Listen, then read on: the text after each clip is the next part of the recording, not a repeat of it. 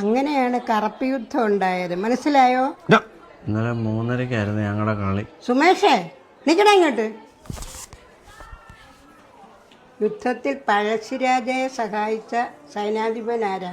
Left wing ആണോ? Vinicius junior. ഉറക്കമുളച്ച് കളി കാണുന്നവന്മാരല്ലേ ഇറങ്ങടാ ക്ലാസ്സിൽ നിന്ന്.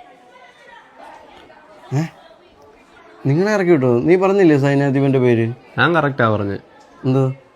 ശരത് കുമാർ. കറക്റ്റാ. അല്ല, ഞാൻ ഉറക്കം വിളിച്ചത് ഞങ്ങളുടെ ബ്രസീൽ ജയിക്കുന്ന കാണാന്. നീയൊക്കെ ഉറക്കം വിളിച്ചോ? ഞങ്ങൾ ഉറക്കം വിളിച്ചു. എന്തോ നിങ്ങൾ തോക്കുന്നതാണ്. ആ, എല്ലാരും കാണിച്ചു തരാം കേട്ടോ.